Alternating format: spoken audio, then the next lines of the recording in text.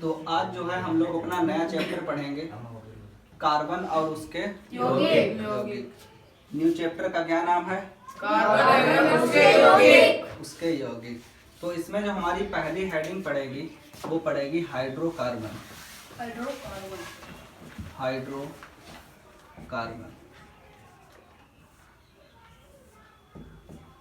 देखो, हाइड्रो का मतलब होता है हाइड्रोजन और कार्बन का मतलब तो कार्बन होता ही है। तो यानी कि ऐसे यौगिक जो हाइड्रोजन और कार्बन से मिलकर बने होते हैं हाइड्रोकार्बन कहलाते हैं। तो लिखिए इसकी परिभाषा। ऐसे यौगिक जो हाइड्रोजन और कार्बन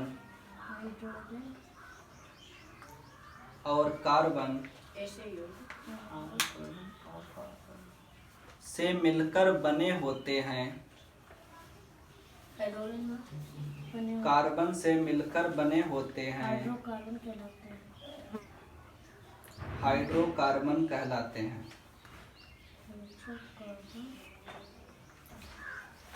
हैं।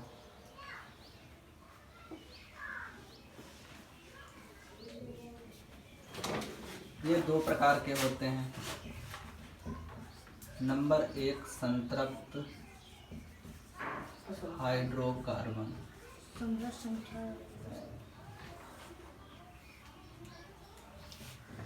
तो संतृप्त हाइड्रोकार्बन क्या है? तो अगली हेडिंग डाल लीजिए, नंबर 1 संतृप्त हाइड्रोकार्बन।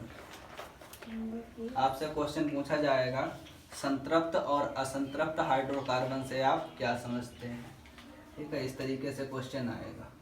तो हेडिंग अगली पड़ेगी संतृप्त हाइड्रोकार्बन। तो संतृप्त हाइड्रोकार्बन में लिखिए ऐसे हाइड्रोकार्बन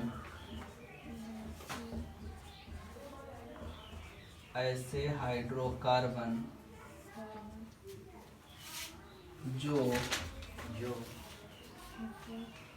कार्बन की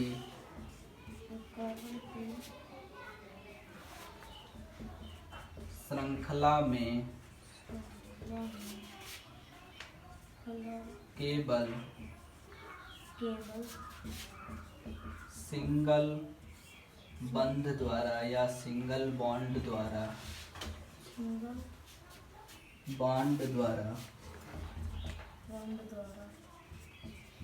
जुड़े होते हैं, संतृप्त हाइड्रोकार्बन कहलाते हैं।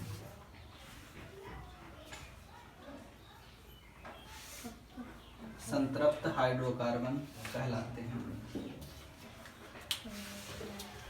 तो ऐसे हाइड्रोकार्बन जो हैं केवल सिंगल बॉन्ड के द्वारा जुड़े होते हैं वो वाले कहलाते हैं संतृप्त हाइड्रोकार्बन कहलाते हैं।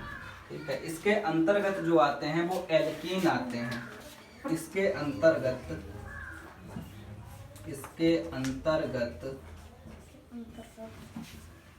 एल्कीन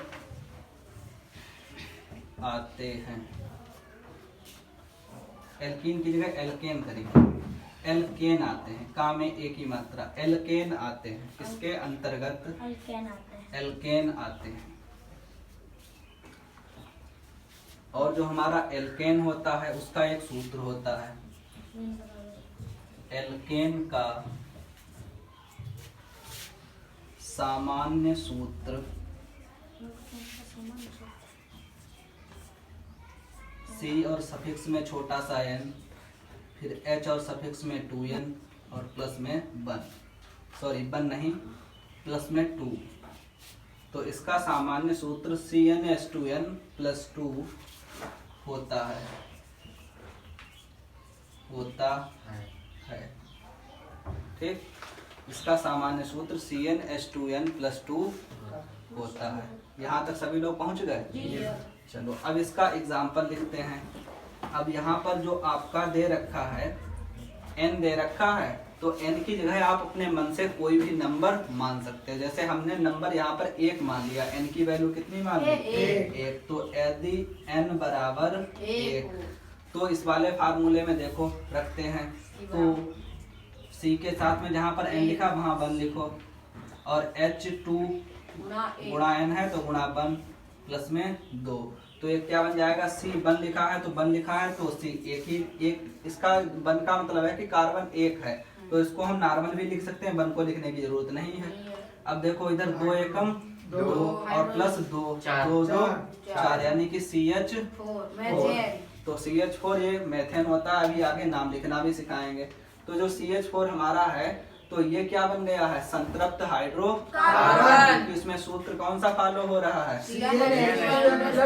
हाँ CnH2n प्लस 2। तो इस प्रकार से हम पहचान पाएंगे कि ये क्या है, संतृप्त हाइड्रोकार्बन है। और जो बात हमने लिखाई है कि ऐसे हाइड्रोकार्बन जो कार्बन की श्रृंखला में केवल सिंगल बॉन्ड द्वारा जुड़े होते हैं, तो वो वाली बात भी दिखा देते हैं।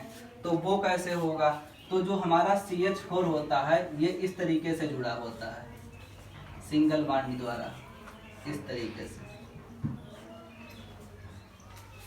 ये बात समझने के लिए आपको बॉन्डिंग पढ़नी पड़ेगी, आगे वाला जो चैप्टर है और उसमें बॉन्डिंग का पार्ट हुआ तो आपको डिटेल में पढ़ाएंगे, नहीं तो इसकी आपको जो है आवश्यकता ज़्यादा नहीं है बॉन्डिंग की, बस हल्का सा समझ लेना है। समझना क्या है कि ये जो है कार्बन है, कार्बन का जो है संयोजकता होती है उसकी 4, कार्बन की कितनी होती है, 4। तो कार्बन जो है 4 आइटम से संयोग कर सकता है।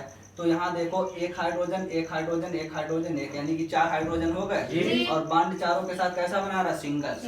तो यानी कि 1 2 3 और 4, तो इसके 4 और 4 हो जाएंगे 8। इसको स्थायी होने के लिए 8 की जरूरत होती है और ये 4 से संयोग कर लेता है। तो ये 1 2 3 4 से इसने संयोग कर लिया। अब हाइड्रोजन को स्थायी होने के लिए 1 की जरूरत होती है, क्योंकि हाइड्रोजन का परमाणु क्रमांक 1 होता है। 1 उसे और मिल जाएगा, उसके पास हो जाएंगे 2, तो वो हो जाएगा स्टेबल यानी कि स्थायी।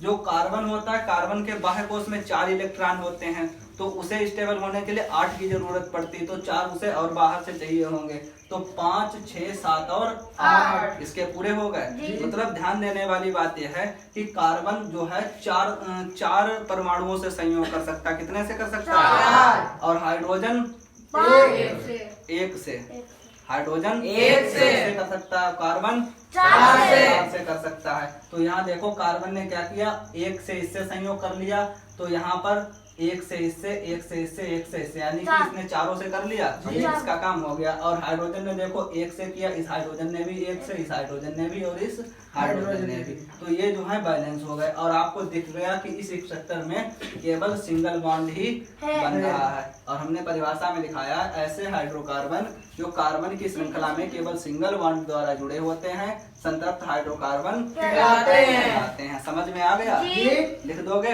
जी? ठीक है, चलो अब हम नंबर 2 डालेंगे, असंतृप्त हाइड्रोकार्बन। असंतृप्त हाइड्रोकार्बन, असंतृप्त, हाँ बनाना है, असंतृप्त हाइड्रोकार्बन जितना बोर्ड पर बना रहे हैं सारा बनाना है।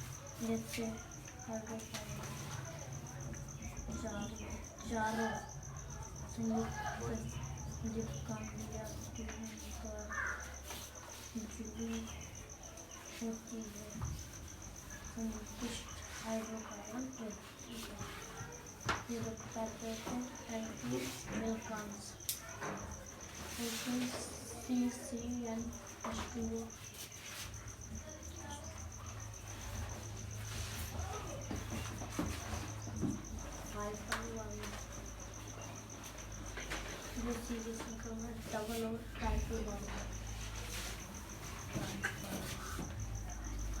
तो इसमें क्या लिखना है, ऐसे हाइड्रोकार्बन जो कार्बन श्रृंखला में डबल और ट्रिपल बॉन्ड द्वारा जुड़े होते हैं वो कहलाते हैं असंतृप्त हाइड्रोकार्बन कहलाते हैं।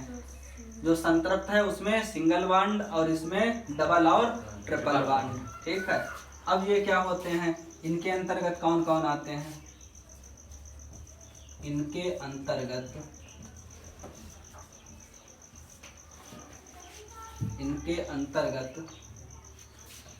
एल्कीन,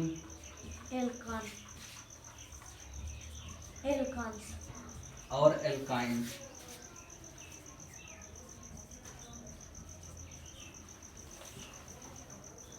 आते हैं। इनके अंतर्गत एल्कीन और एल्काइन आते हैं।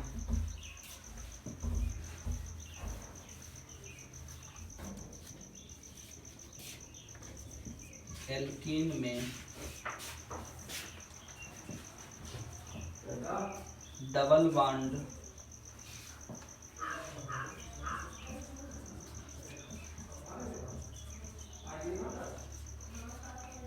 तथा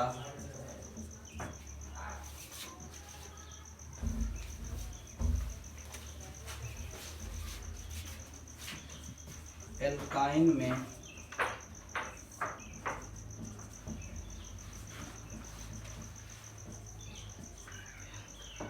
ट्रिपल बॉन्ड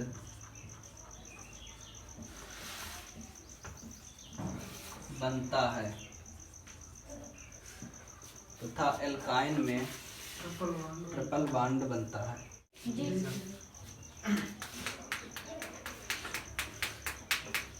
देखो, एल्कीन में डबल बॉन्ड और एल्काइन में ट्रिपल बॉन्ड। अब इनके सूत्र भी लिख लेते हैं। एल्कीन का सूत्र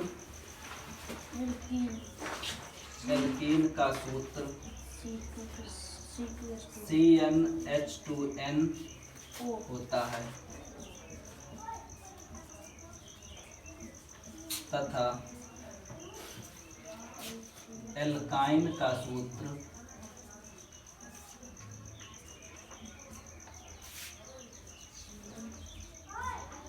CnH2n-2 होता है। CnH2n-2 होता है। अगर याद करने की ट्रिक है तो समझ लो, जो हमारा सिंगल बॉन्ड है एल्केन, उसमें CnH2n+2 होता है। फिर जब डबल बॉन्ड आता है तो +2 गायब हो जाता है, देखो खाली H2n रह गया, यानी कि 2 माइनस हो गया। फिर जब ट्रिपल बॉन्ड आता है तो देखो इसमें से भी 2 माइनस हो गया। ठीक है, तो इस तरीके से आप याद कर सकते हो कि 2 कम हो रहा है सिंगल बॉन्ड से डबल और ट्रिपल में। हाँ, CnH2n-2। तो ये हो गए इनके सूत्र। अब इनके एग्जाम्पल लिख लेते हैं। देखो, असंतृप्त हाइड्रोकार्बन में हमने क्या किया, CnH2n हमारा सूत्र है। ठीक है, ये जो है एल्कीन का सूत्र है। किसका सूत्र है? एल्कीन का सूत्र है। ठीक, अब एल्कीन का सूत्र है CnH2n, n बराबर रखा 2, तो C2 और यहाँ पर 2 × 2 2 दूनी 4, यानी कि 2 कार्बन 4 हाइड्रोजन। तो 2 कार्बन ये हो गए हाइड्रोजन, तो अभी 2 ही हैं, तो 2 हाइड्रोजन और लगाओ, 2 हाइड्रोजन और लगाओ। तो अब देखो 2 3 और 4, 2 3 और 4, दोनों कार्बन के 4 4 हो गए पूरे, यानी कि स्ट्रक्चर जो क्या है, स्टेबल हो गया। स्ट्रक्चर हमारा स्टेबल हो गया, यानी कि ये हमारा सही है। तो अब आप इसको बना दीजिए। देखो, अब एल्काइन वाला देखो, तो एल्काइन में क्या है, CnH2n-2 है। CnH2n-2, n बराबर रखा हमने 2, तो यहाँ पर C2, फिर H, यहाँ पर n की जगह 2 × 2 -2। अब देखो C2, 2 दूनी 4 में से 2 गया, 2 बचा, तो C2H2 बन गया। ठीक, अब इसको कैसे बनाना है, 2 कार्बन हमने ऐसे लगा लिए और 2 हाइड्रोजन। अब देखो, ये एक हाइड्रोजन का संयोग इसका कार्बन से हुआ, एक हाइड्रोजन का इससे, यानी कि हाइड्रोजन कंप्लीट हो गया। हाइड्रोजन एक से ही संयोग कर सकता है, तो ये दोनों का कंप्लीट हो गया। कार्बन कितने से कर सकता है? 2 से, 4 से कर सकता है। कार्बन कितने से संयोग? 4 से। तो 1 से तो ये कर लिया है, 3 से इसने यहाँ कर दिया। 3 बॉन्ड का मतलब 3 से सहयोग कर लिया है। ठीक है, 3 इलेक्ट्रॉन का साझा इसने कर दिया है, तो 3 ये और 1 ये 4। इस कार्बन के लिए 3 ये और 1 ये 4, इसके पूरे हो गए। तो इसका स्ट्रक्चर स्टेबल हो गया, यानी कि जो हमारा असंतृप्त हाइड्रोकार्बन है उसमें ट्रिपल बॉन्ड आ गया, और ट्रिपल बॉन्ड आया, और पीछे वाले में डबल बॉन्ड आया था। तो अगर ट्रिपल और डबल बॉन्ड आते हैं तो वो किसके अंतर्गत आएंगे? असंतृप्त हाइड्रोकार्बन के अंतर्गत। और इनका जो पूरा जो नाम होता है, ये होते हैं एल्काइन। ट्रिपल बॉन्ड वाले एल्काइन होते हैं, सिंगल बॉन्ड वाले एल्केन, डबल वाले एल्कीन और ट्रिपल वाले एल्काइन। ठीक है, चलो बता। तो क्या होता है, जनरली हम लोगों का नाम पंडित जी रख देते हैं, और जो हमारे कार्बनिक यौगिक हैं उनका नाम रखा जाता है IUPAC पद्धति द्वारा, international union of pure and applied chemistry. International union of pure and applied chemistry, ये होती है इसकी फुल फॉर्म। इसको जेनेवा पद्धति भी कहते हैं। और इसका नाम लिखने से पहले आपको पता होना चाहिए कि हमारा जो कार्बनिक यौगिक होगा उसके भाग कौन कौन से होते हैं। तो उसके दो भाग होते हैं, प्रथम भाग में आता है एल्किल मूलक और द्वितीय भाग में आता है क्रियात्मक या प्रक्रियात्मक समूह। क्रियात्मक या प्रक्रियात्मक समूह में आते हैं OH आपका CHO, ठीक है, COOH, C double bond O, ये भी आपको हम लिखा देंगे, इनके नाम भी लिखा देंगे। और जो आपका एल्किल मूलक है ये होता है CnH2n+1, जैसे अभी हमने एल्केन पढ़ा है CnH2n+2, और एल्किल मूलक होता है CnH2n+1 होता है, यानी कि उससे एक कम कर दो नीचे वालों में, ठीक है। तो ये हो गया हमारा इनके भागों के बारे में। IUPAC सीखने से पहले आपको जो है कार्बन का जो है पता होना चाहिए कि इसका नाम हम कैसे रखते हैं। जैसे कहीं पर अगर एक कार्बन आ जाए तो आप उसे कहेंगे मेथ, दो आ जाएंगे तो एथ, तीन आएंगे तो प्रो, चार होंगे तो ब्यूट, पांच होंगे तो पेंट, फिर हेक्स, हेप्ट, ऑक्ट, इस तरीके से चलते रहते हैं। तो अभी वो वाली लिस्ट हमको लिख लेनी है। उसके बाद में प्रक्रियात्मक समूह वाली लिस्ट भी लिख लेनी है। फिर जो है हम अपने नाम रखना सीख जाएंगे, यानी कि जो इम्पोर्टेंट यौगिक होंगे हमारे उनका नाम हम सीख लेंगे। और IUPAC से आपके सिलेबस में क्वेश्चन जरूर आएगा, आपके एग्जाम में क्वेश्चन जरूर आएगा IUPAC से। तो आज हम लोग सीख लेंगे, जिस लेवल का क्वेश्चन आएगा उस लेवल तक सीख लेंगे। वैसे तो IUPAC 8 दिन चलेगी अगर ढंग से पढ़ाया जाए, लेकिन हमें बहुत ज़्यादा डीप में नहीं जाना है। एग्जाम करीब है, 30 दिन का टारगेट है सिलेबस खत्म करने का। तो जो बिल्कुल इम्पोर्टेंट होगा वही पढ़ाया जाएगा और वहाँ से क्वेश्चन भी आएगा, ठीक है। तो अभी हम वो लिस्ट लिख देते हैं, उसे आप नोट करिए, फिर आगे बढ़ते हैं। चलो देखो कार्बन की संख्या और यह पूर्व लग्न, यानी कि एक कार्बन है तो मेथ, दो है तो एथ, तीन है तो प्रोप, चार, पाँच, आराम से। तो meth, eth, prop, but, pent, hex, hept, oct. एक बार पढ़िए लाइन से। ऑक्ट, यानी कि आपको सीधे एक लाइन में ही पूरा यहाँ से यहाँ तक याद कर लेना है कि meth, eth, prop, but, pent, hex, hept, oct. और उंगलियों से गिनते जाना कि मेथ 1 पे आता है और फिर एथ 2 पे आता है, तो आपको पता चलता रहेगा कि 2 कार्बन है तो एथ लगाना है, 3 है तो प्रोप लगाना है। तो बोलिए meth, eth, prop, but, pent, hex, hept,